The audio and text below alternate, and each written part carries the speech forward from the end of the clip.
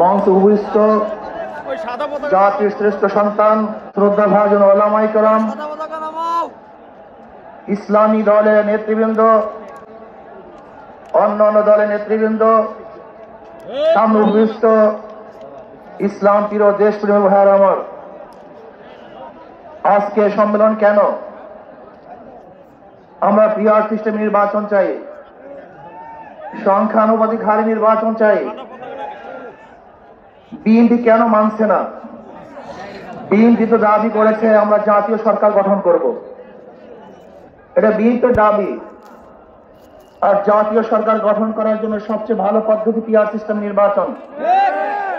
জাতীয় সরকার সর্বদলের অংশগ্রহণমূলক সরকার, আর সর্বদলের অংশমূলক সরকার গঠন হতে পারে একমাত্র পিআর সিস্টেম নির্বাচনের ভিত্তিতেই।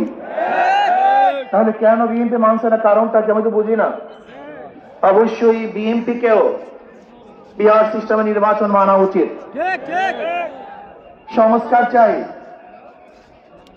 বিএনপি বলছে আমরা সরকার গঠন করে ক্ষমতায় গিয়ে সংস্কার করব।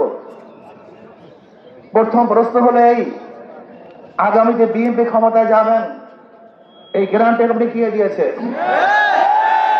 আপনি কিভাবে ভেবেছেন যারা 91 থেকে 96 পর্যন্ত ফেল করার কারণে 96 ক্ষমতায় আসতে পারে নাই, আবার 2001 থেকে 2005 পর্যন্ত দেশ চালাবার কারণে 2008-এ তারা ক্ষমতায় আসতে পারে নাই। 2001-এ বিএনপি ইশতেহার ঘোষণা করেছিল, সেই 10%ও বিএনপি বাস্তবায়ন করতে পারে নাই।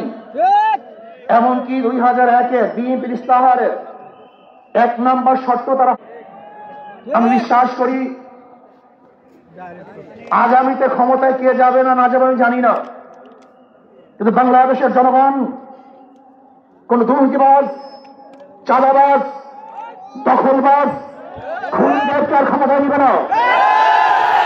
বাংলাদেশের জনগণ রক্ত দিয়েছে, জীবন দিয়েছে বাংলাদেশের চাঁদাবাজি করার জন্য নয়, খুন করার জন্য নয়, দখল করার জন্য নয়,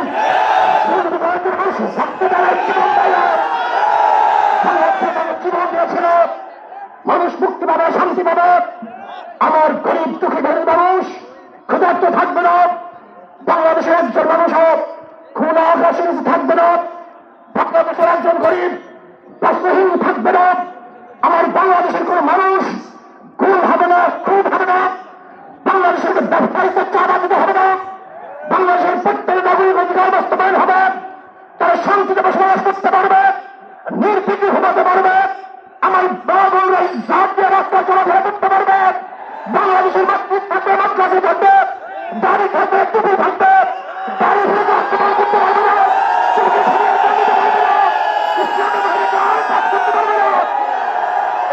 জীবন দিয়েছিল, রক্ত দিয়েছিল। দ্বিতীয়বার দাড়ি টানবে এই দৃশ্য দেখার জন্য মানুষ সত্যতা নেই। আঙ্গুল তুলবে, মোল্লা বলে গাড়ি দিবে, আজকে টুপি দাঁড়িয়ে ক্ষমতায় চিঠে দেবে না, এই স্লোগান শোনার জন্য সত্যতাই নেই। এই দৃশ্য দেখার জন্য বুকের তাজা রক্ত জমিনে ঠেলে দিয়ে মানুষ শাহাদাত বরণ করে নাই, বরং বাংলাদেশের মানুষ শাহাদাত বরণ করেছিল এই জাতিকে মুক্তি দেওয়ার জন্য, কোরআন ও সুন্নাহর আইন বাস্তবায়ন করার জন্য। বাংলাদেশের মানুষ ওই ভারতের গোলামি করার জন্য রক্ত দেয় নেই। বাংলাদেশের মানুষ ভারত আমাদের দেশে কর্তৃত্ব নেতৃত্ব করবে, আমেরিকা আমাদের দেশে কর্তৃত্ব নেতৃত্ব করবে, এর জন্য বাংলাদেশের মানুষ জীবন দেয় না, রক্ত দেয় নাই।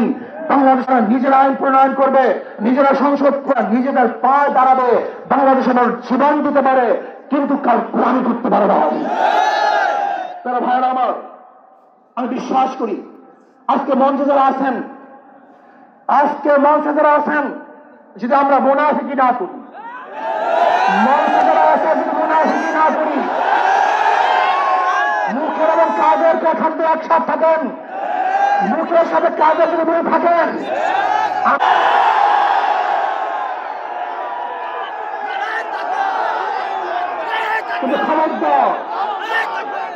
মুনাফিকি করি, তাহলে এদেশের মানুষ সচেতন হয়েছে, এদেশের মানুষ সব জ্ঞানী হয়ে গেছে।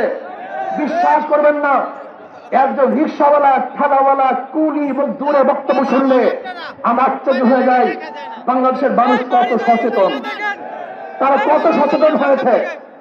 যদি আমরা মুনাফিকি না করি, যদি আমরা ঐক্যবদ্ধ থাকি, বাংলাদেশে একটা বাক্স ইসলামের নাম দিতে পারি, যেরকম আমেরিকা এবং ওই সারস ইসরায়েল ইরান যে আক্রমণ করে ফেলেছিল, মুহূর্তের মধ্যে বিচ্ছিন্ন করে দিবে, কিন্তু আক্রমণ করার পর দেখেছে ইরানের গুহার থেকে কোথা থেকে বোম মিসাইল চলে আসছে। আমেরিকা এবং ইসরায়েল যেরকম অনুভব করতে পারে নাই, বাংলাদেশের বুকে যদি একটা বাক্স দেওয়া হয়, বাংলাদেশের ঘরের থেকে এবং মিসাইল বের হবে এবং বোমা বের হবে।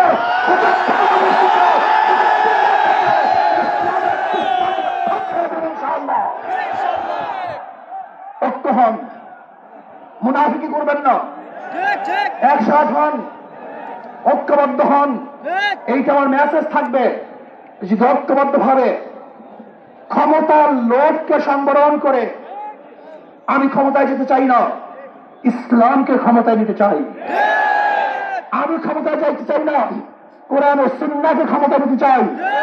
যে অবশ্যই সাবিরিন সেই দিন আসতেছে, আমি দেখতেছি, মহারাজ আমার চোখের সামনে আমি দেখতেছি ওই সংসদের মধ্যে কলমার কথা হবে, কোরআন ও সুন্নাহর কথা হবে, লা ইলাহা ইল্লাল্লাহ উচ্চারিত হবে। মানুষ শান্তিতে বসবাস করতে পারবে, জুলুম থাকবে না, অত্যাচার থাকবে না, অবিচার থাকবে না। প্রত্যেকটা মানুষের প্রাপ্তি তাদের ঘরে ঘরে পৌঁছানো হবে। আজকে আমার মা বোনেরা মনে করছে ইসলাম ক্ষমতা আসলে আমাদের অবস্থাটা কি হবে। ইসলাম ক্ষমতা আসলে প্রত্যেকটা মা বোনের ন্যায্য অধিকারকে প্রতিষ্ঠিত করা হবে। ইসলাম ক্ষমতা আসলে আগামী 5-10 বছরের মধ্যে সমস্ত গরিবরা দরিদ্র সীমার উপরে চলে যাবে।